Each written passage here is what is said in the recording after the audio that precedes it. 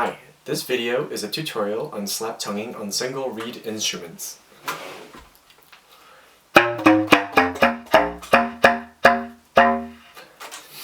If you're a clarinet player or a saxophone player just wanting to get into slap tonguing, I have some good news and some bad news.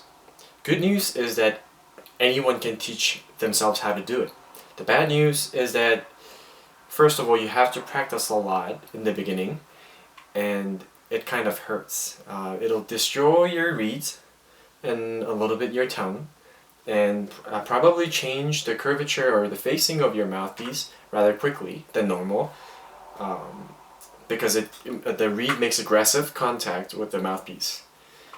So I suggest for practicing slap tonguing that you choose disposable equipment and not your concert/audition gear, because it'll change. So what is slap tonguing? So a big problem with slap tonguing, I find, is the name slap tonguing. When you are slap tonguing, you're not actually slapping anything. You're not slapping with your tongue. You're not going like this, or really. You're not doing that. Okay, I'm sorry, but so I would say a more accurate name for slap tonguing would be actually suction tonguing, because that's what happens. You're utilizing suction, air suction, in your tonguing. So basically,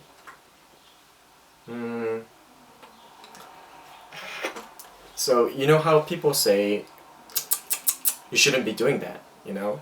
I know some of us really hate the sound. I really do, you know? And really actually try that right now, and then really feel your tongue.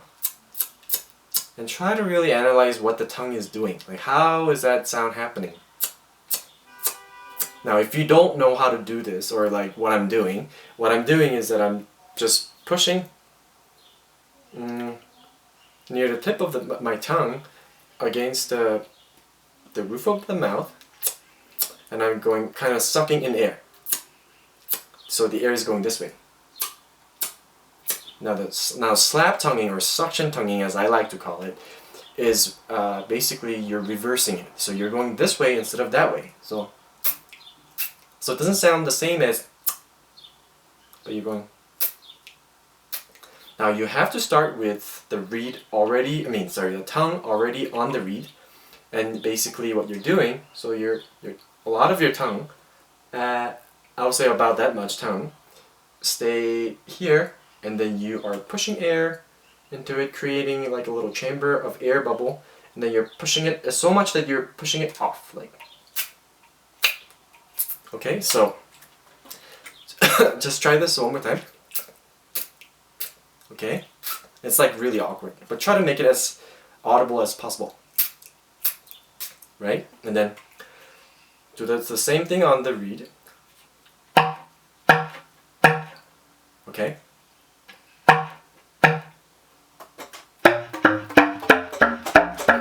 And that's basically suction tonguing, or some people say slap tonguing, whatever you call it. So again, to reiterate, if you can't do this by now,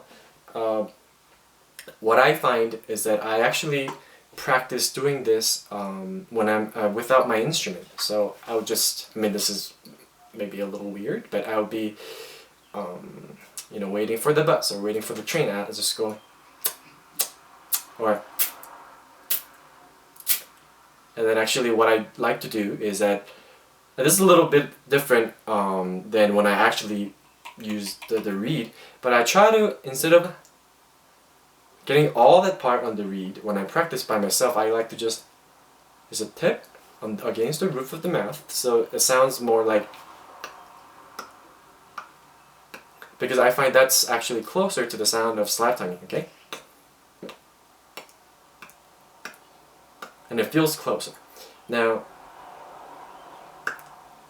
and I try to make it sound I try to produce as a big variety of sounds that I can. So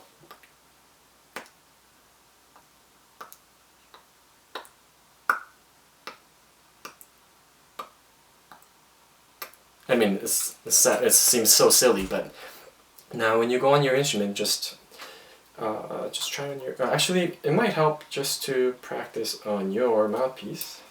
If I can get it... oh, if I can get it off my neck. So...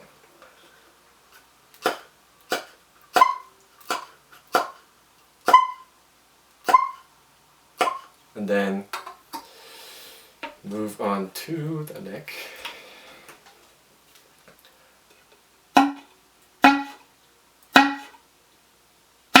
The more air you push, obviously you're going to get more sound, and then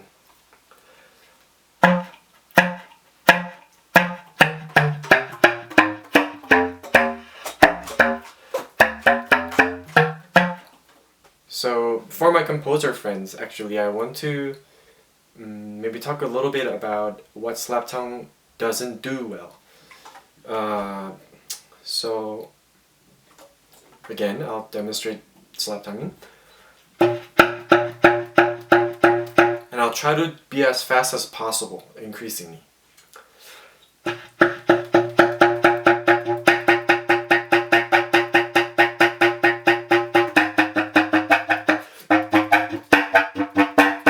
And as you can hear, the faster it goes, I'm starting to lose the nice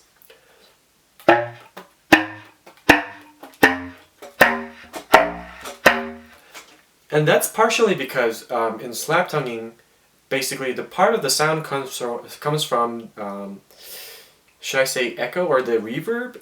So you need kind of time for not just the push to happen, but the afterthought of the sound. So not just that part, but bum, and then you see what I mean? Like that little. So if you're thinking about double bass, dum, dum, it's different from dum, dum, dum, dum, dum, dum, dum, just like going really fast, right? So imagine, you know, clapping. So it's easy if you go like this, but also you don't hear very much sound.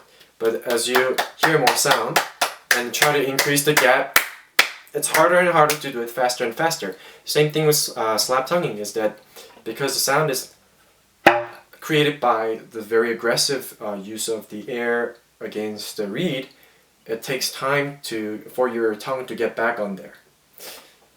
I hope that makes sense.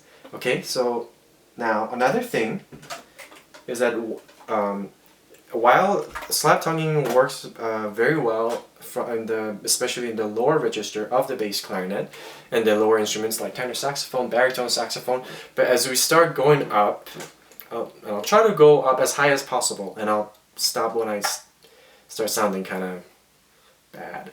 So.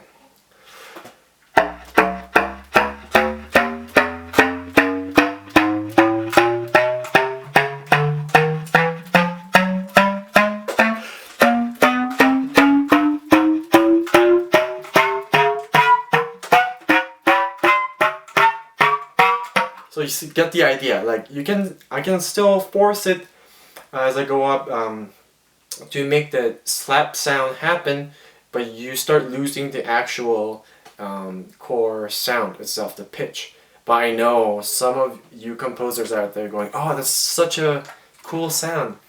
Oh wow, I'm gonna use that in my piece." You know what? That's fine, but anyway. So now we're gonna see what it sounds like on the clarinet. Now on the clarinet, I would have to say it is honestly much harder to do, because look at this. See this reed, and look at this reed here. This is a lot bigger than this, right? So I don't know if you can see better like this. Anyway, so your tongue has to be a lot more accurate, especially if you're playing slap tonguing very fast. It's a lot harder to find the ideal placement for maximum kind of, I don't know, resonance, okay? And resonance is very important in slap tonguing. So, I'll do the same thing. Start from the bottom and go up.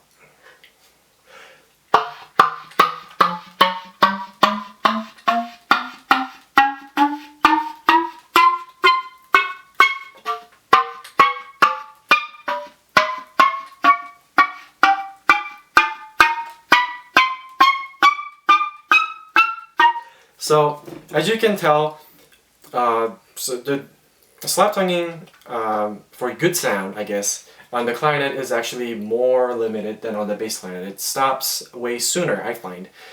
And also I have to say, slap tonguing, you really have to practice it to be able to get it like this, just grabbing on roll.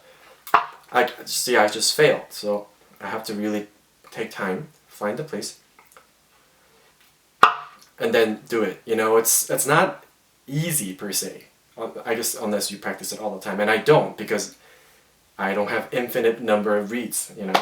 So actually I have another note for you composers out there. If you're gonna write slap tonguing in your parts, in your clarinet parts or whatever parts, you know, maybe, I mean, this is a joke, but maybe provide free reeds to your reed players. They'll appreciate that. But